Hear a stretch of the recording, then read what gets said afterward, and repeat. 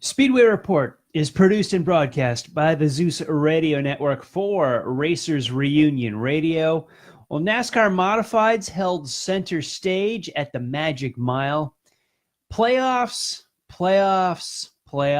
Don't talk to me about playoffs. And sadly, another top open wheel ace loses his life. We've got all this and more. Welcome to Speedway Report for Monday, September 24th, 2018, from the shores of Lake Norman in Race City, USA, Mooresville, North Carolina. I'm Patrick Reynolds. Thank you for joining the fastest half hour in racing. Remember, we are, with September 24th, we are only 3 months away from Christmas Eve. I know so many of you appreciate my reminders to get caught up on your shopping. Literally, guys, shopping day is 3 months from today. But we still got some hot weather. Summertime just faded out on us on Saturday night for the first full day of autumn on Sunday. So let's hit up the Speedway Report Victory Lane lap. The last races of summer, the first races of autumn. The Monster Energy NASCAR Cup Tour raced Saturday night in Richmond, Virginia for 400 laps. Kyle Busch took the win there. The Xfinity cars raced Friday night in Richmond for the support class, and Christopher Bell took another checkered flag. NASCAR's Whelen Modified Tour raced at the New Hampshire Motor Speedway in Loudon, New Hampshire for the Musket 250, and that is the biggest race in the history of the tour. The tour officially, they start counting that in 1985. I know all our Race of Champions friends remember the 300-milers at Pocono, the races at Trenton, New Jersey. That was really before the inception of the tour. Since the touring concept, the Musket 250, the longest race on the tour. Chase Dowling finally takes his first career tour win. A great, exciting finish to that one. We'll talk a little bit more. NASCAR's K&N Pro Series East was also at the New Hampshire Motor Speedway. Brandon McReynolds won the race there, and I want to talk about a little bit of a dynamic on this tour a little later in the show. Our straight line friends, the NHRA, was in St. Louis as they battled through their countdown. In Top Fuel, Steve Torrence won for the 6th time in 2018. In Funny Car, Robert Hyatt was your winner. Tanner Gray took down Pro Stock, and Matt Smith the victor in the Pro Stock motorcycle ladder. Jumping to the dirt, the Lucas Oil late models were going to go in Brownstown, Indiana on Saturday night with the Jackson 100. It was rained out until last night. Bobby Pierce passed Jonathan Davenport as the pair headed to the white flag. Pierce held off Davenport on the final lap for the win. Technically, yesterday afternoon, I think the sun was still up, still in daylight when they took the checkered flag there. The World of Outlaw late models faced a similar concept as they finished up a race last night in Dundee, New York. They raced there Friday night. After the heat races, the rain moved in, and it was postponed until last night. So Saturday night, the tour goes to Selinsgrove, Pennsylvania. Chris Madden takes the A main. They go back to Dundee last night, finish up the race program. The 50-lapper was won by Brandon Shepard. The World of Outlaw Sprint Cars kicked off Eldora's Four Crown Nationals weekend on Friday night. Brett Marks took the A main there. They raced in Sarber, Pennsylvania on Saturday night, where Brad Smeet, our Knoxville Nationals champ, was the winner. And the USAC tour, the 3 national USAC tours were the big kind of the meat in the sandwich of the USAC Four Crown Nationals with the World of Outlaws on Friday night. On Saturday night, it was USAC headlining the Four Crown in Rossburg, Ohio at Eldora. Silver Crown taken by C.J. Leary, and sprints and midgets doubled up and won by Tyler Courtney. That's an event I got to get to sometime. I talk about these lists all the time here. Definitely the Four Crown at Eldora. Definitely in the top 5, top 10 of the races I got to get to. Closer to home here in our studios in Hickory, North Carolina, the Southern Modified Racing Series held an event up at one of the oldest and historic NASCAR tracks. Tim Brown took the modified feature there, so guys that did not go up to New Hampshire in the south here still had a place to go. Tip of the hat to Burt Myers, though, as he finally always wanted to run on the mile at New Hampshire. Finally got his first ride up there, finished 3rd, completed the podium at the Musket 250 on Saturday afternoon at the New Hampshire Motor Speedway. Now, looking back on the week, I'm going to start off with Greg Hodnett. sad story. This sport is dangerous. Yeah, I know that's not a newsbreaker there, but we get roped into, I think, how the safety aspects of the sport and how far we've come, how much we've developed with the containment seats, the cages, the helmets, the Hans, so many devices, what we've learned through the belts, safer barriers, even the tracks themselves, that this sport, we see it so often on TV and in person, more vicious crashes than I saw as a kid. Just these brutal impacts, and guys walk away from these crashes. They unbuckle, they get out of their car, take the helmet off time and time again. Always happen. And last Thursday in York County, Pennsylvania, at the Baps Motor Speedway, Greg Hodnett crashed in turn one wall and never recovered. Came out of that. And it was not a World of Outlaws sanctioned event, even though Hodnett had plenty of wins. I think it was about a 20-time A-Main winner on the World of Outlaws tour. He won the preliminary night. It was either Wednesday or Thursday at the Knoxville Nationals this year, was the preliminary A-Main winner there, and 5-time champ at Williams Grove, and is leading the points there. So here we are, and I myself am guilty of this, becoming numb, is that, gosh, these cars are so safe. We see it more, I guess, in the NASCAR world and the IndyCar world of these crashes and impacts, and people don't always even, injuries are even kind of rare. I remember, gosh, the first thing that popped into my head right now when I was thinking IndyCar was that pretty bad crash that Sebastian Bourdais took in practice during May of 2017. Suffered some pretty bad injuries, but he came back and found his way back to victory lane. When you look at the NASCAR world, it's not perfectly safe, but the crashes that take place now, it's just standard for guys to unbuckle and walk away.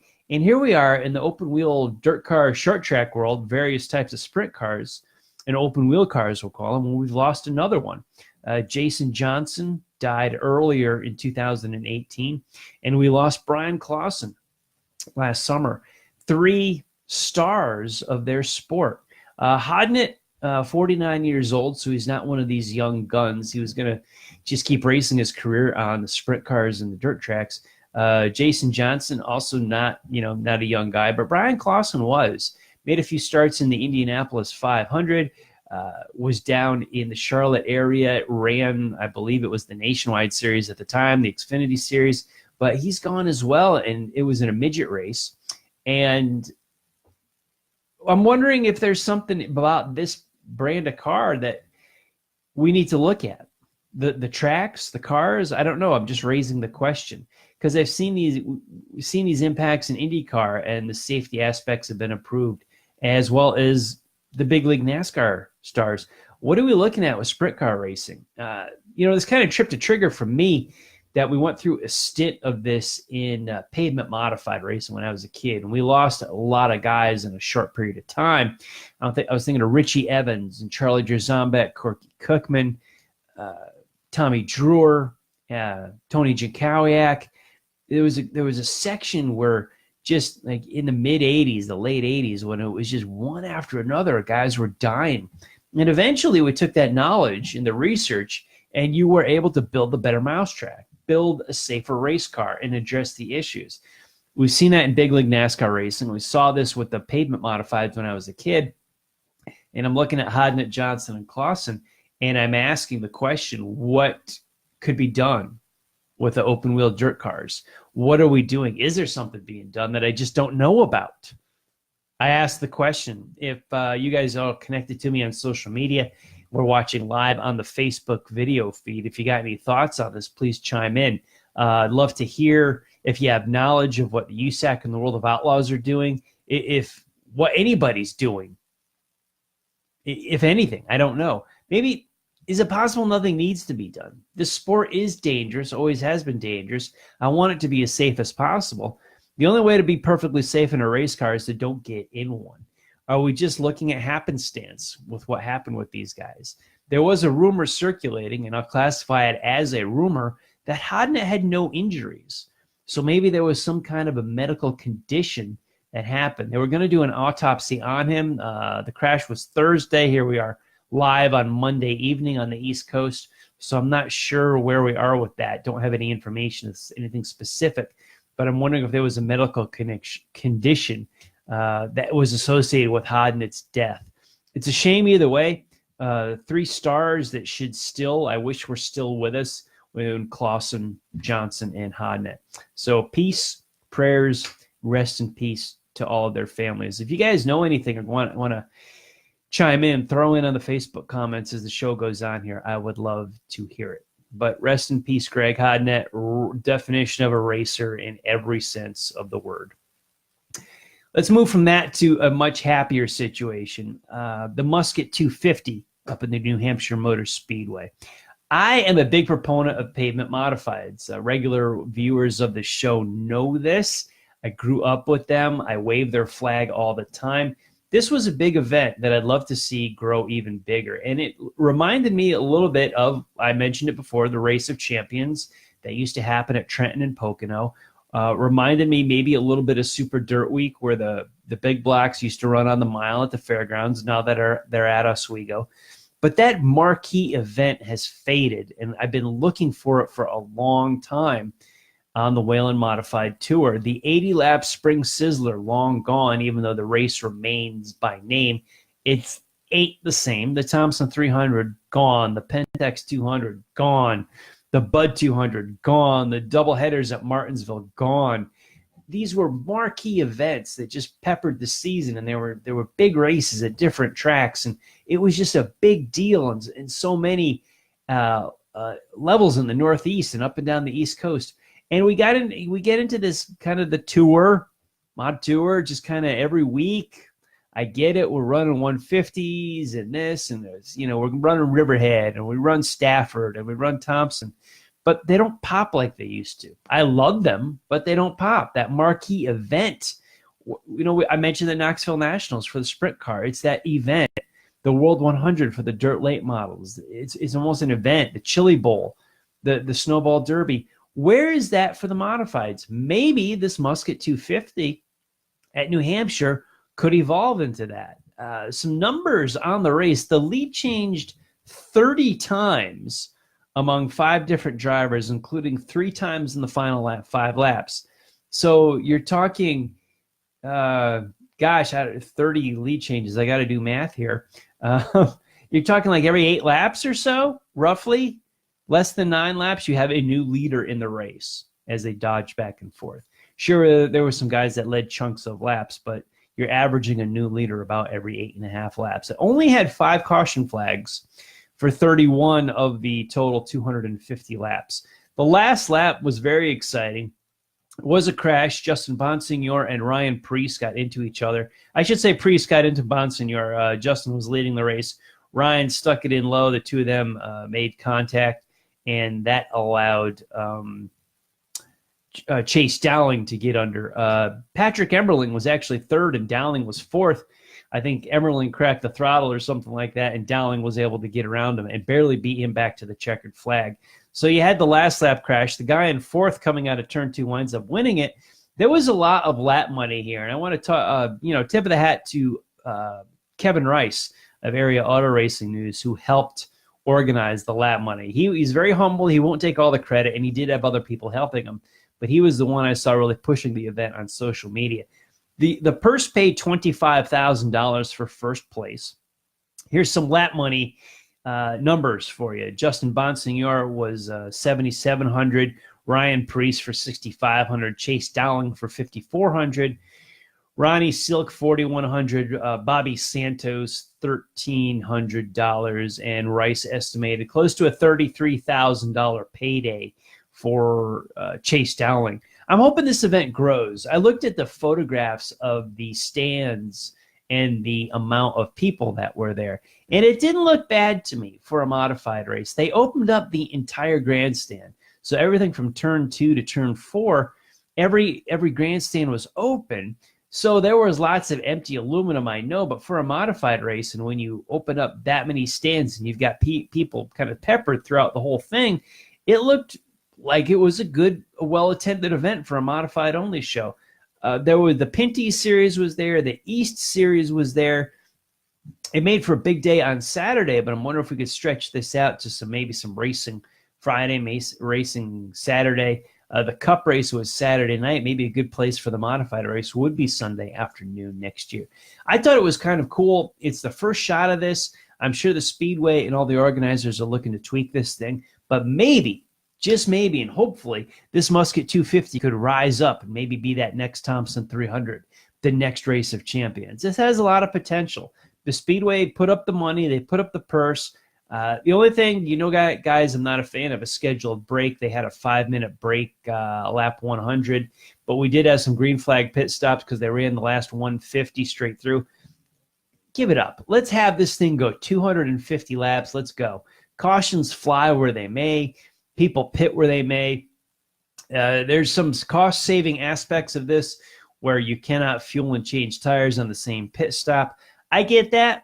Still keep it into play. I don't think you need a break in it at all. If they're all under the same rules and all under the same conditions, we're ready to go. We did it for years with decades ago with all those big races I talked about.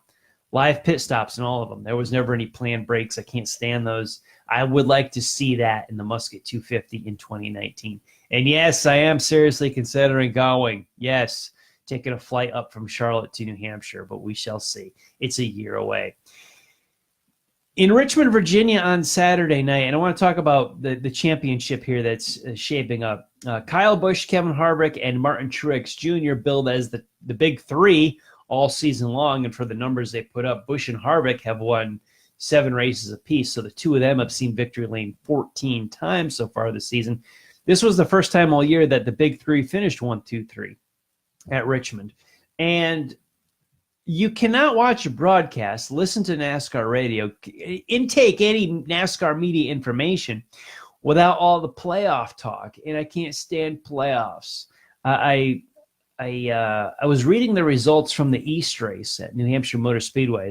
That was a support race for the modified, and with a 13th place finish, Tyler Ankrum clinched the East title, and there's still one race remaining. He hasn't finished outside the top 10 prior to the race at New Hampshire. Tyler Dipple finished just one spot ahead of him at 12th, and Ankrum leads Dipple by 50 points, and the maximum a driver can earn in an event is 48. So Ankrum has clinched the championship with one race remaining.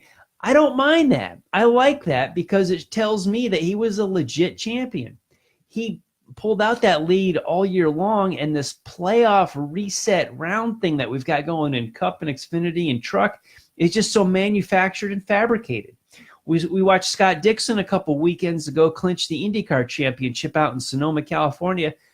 I'm good with that. I am really, really good with that. It doesn't have this artificial feel to it in this WWE soap opera. I can't get away from this in NASCAR's 3 Touring Series. Tyler Ankrum, you laid it on the field. You haven't finished outside the top 10 all year.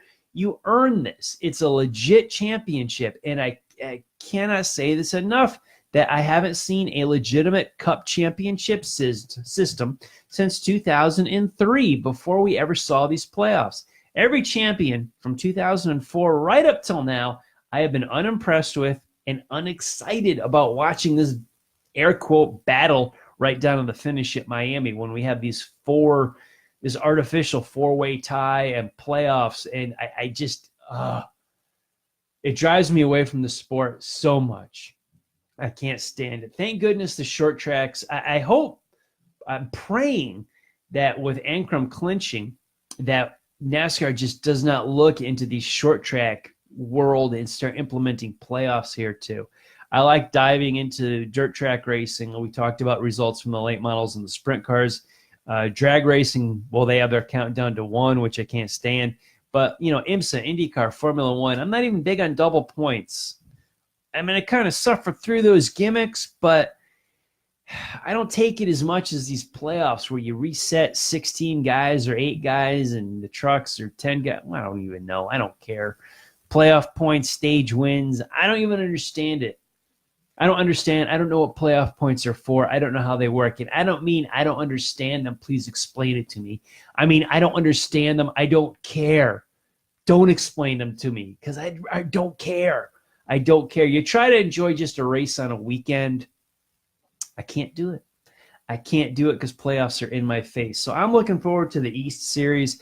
I don't, they're going to run in Dover here in a few weeks. I'm cool with that. Modifieds will be in Stafford this weekend. I'm sure around here we've got some short tracks running. I'm into that, but this playoff stuff, man, I beat this drum since this show went on the air 8 years ago. I can't do it. Artificial crap. I love the short track stuff. I love the East Series where we crowned a legit title. We did it in IndyCar. We do it in so many forms, but this upper echelon national touring NASCAR playoff crap, I can't deal with it. I turn away from it. I am a lost eyeball in the TV ratings. I'm an empty seat in the grandstands. In the last 8 years, I'm an empty seat in the media center because I don't care. But it really inspires me to attend the Snowball Derby in December for a super late model race. Guys, in between the broadcasts, keep up with the world of auto racing with SpeedwayReport.com. This broadcast and our past shows are uploaded on the site. We've had some tech gremlins lately. I'm working through that. We've got some older archive stuff that is still up.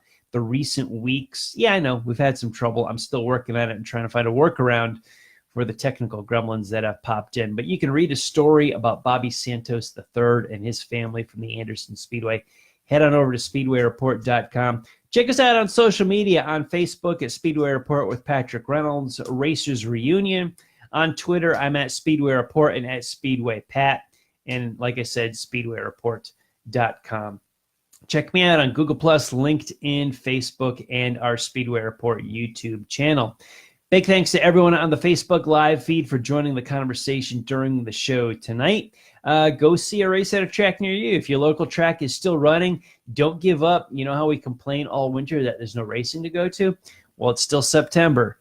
Maybe take a road trip in the fall here and check out some big racing that, is a few hours away, but maybe is well within driving distance for you, and you can go catch. I want to thank all of the military past and present for the freedoms we enjoy as Americans in our daily life, including the simple things like bench racing right here on Mondays. Freedom is not free, and a veteran paid that bill for us. To all of the men and women who are defending freedom and watching Speedway Report, take care of yourselves and come home soon.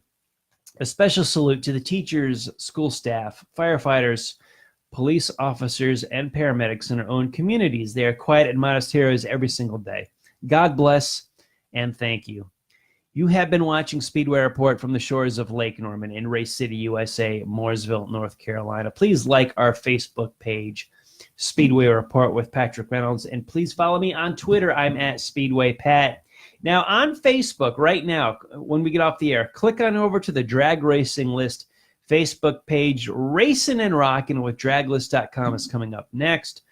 Barb, John, and Bill have some really cool music tonight, as well as some drag racing talk.